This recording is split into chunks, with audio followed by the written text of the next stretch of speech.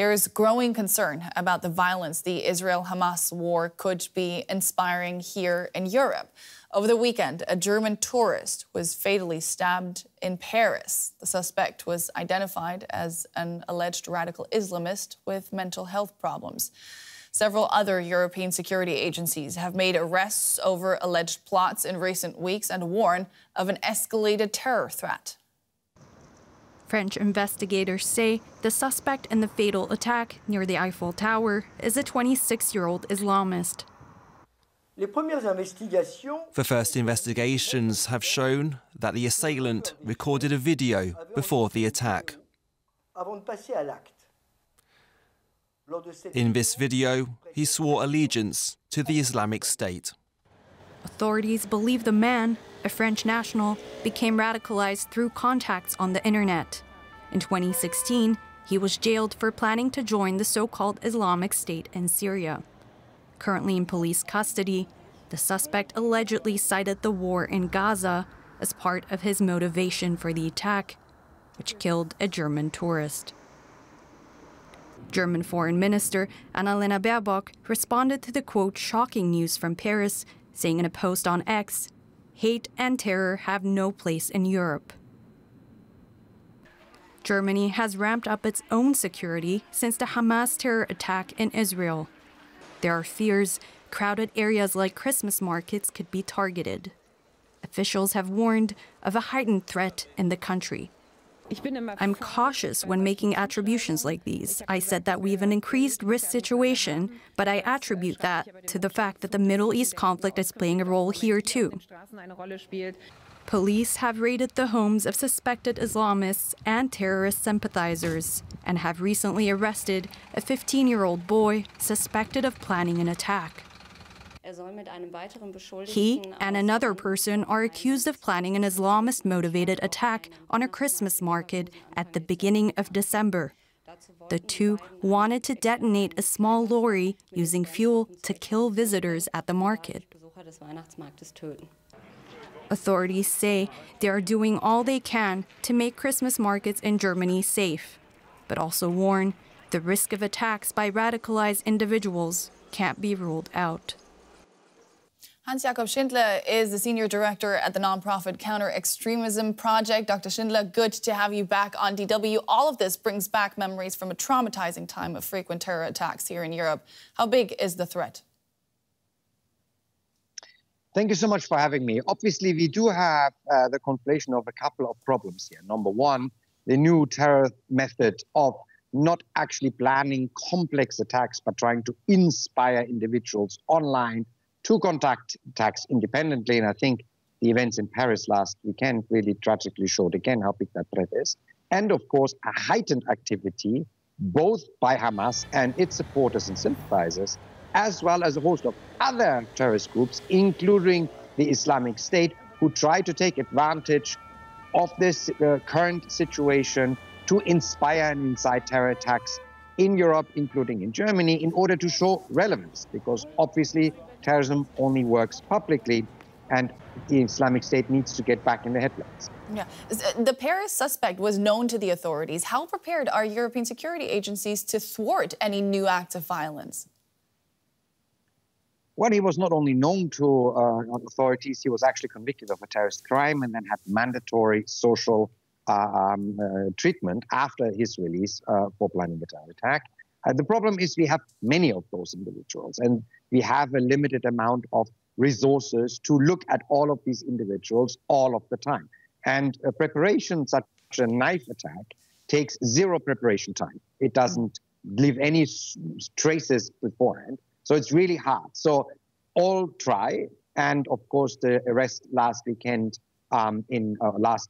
North Rhine-Westphalia demonstrated that there is a good cooperation between European security services. But really, this is one of the really challenging times that we have seen as far as the terror threat in Europe is concerned. Yeah. There has also been an alarming increase in anti-Semitic acts. Is that a new dimension to the threat facing Europe?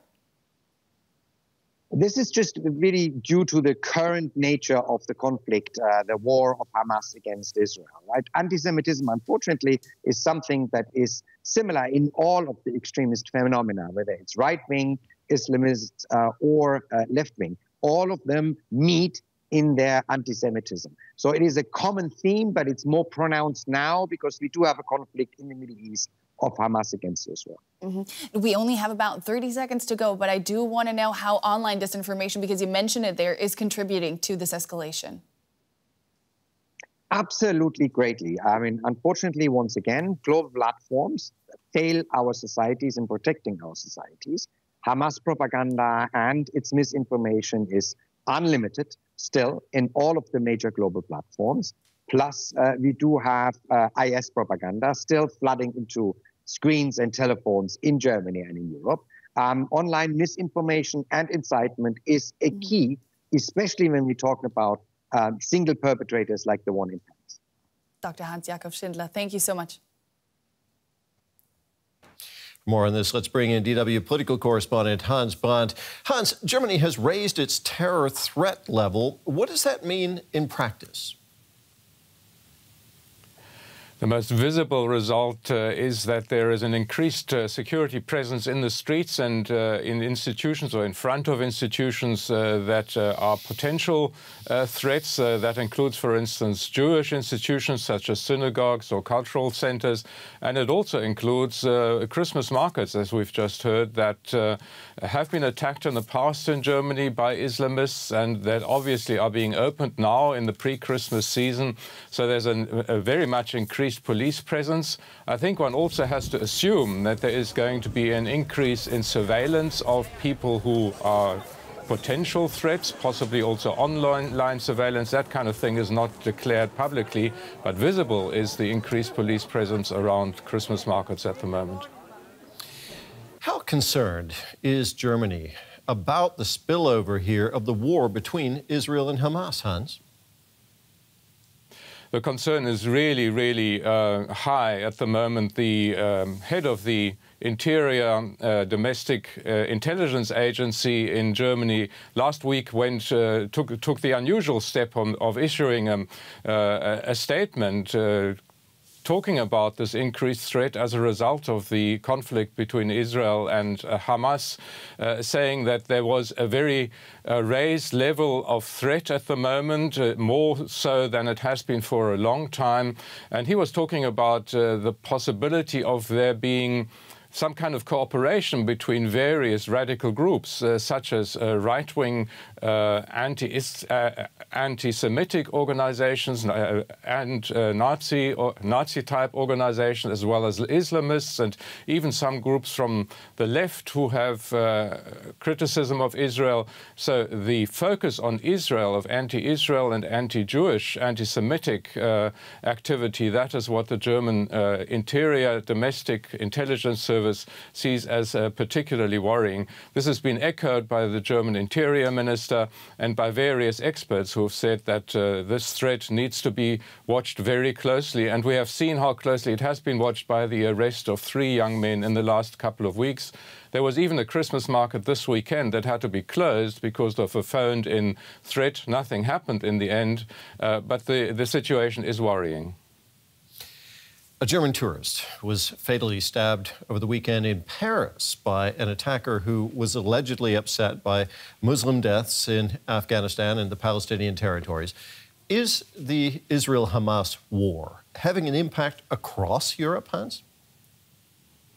Oh, absolutely. What I've just described for Germany is the case in many countries across Europe. The Interior Commissioner of the European Commission already warned that the threat level was rising several weeks ago, and we've seen concrete measures being taken. For instance, in Denmark, Denmark has just announced that the army is going to be used to protect Jewish institutions in that country because the police the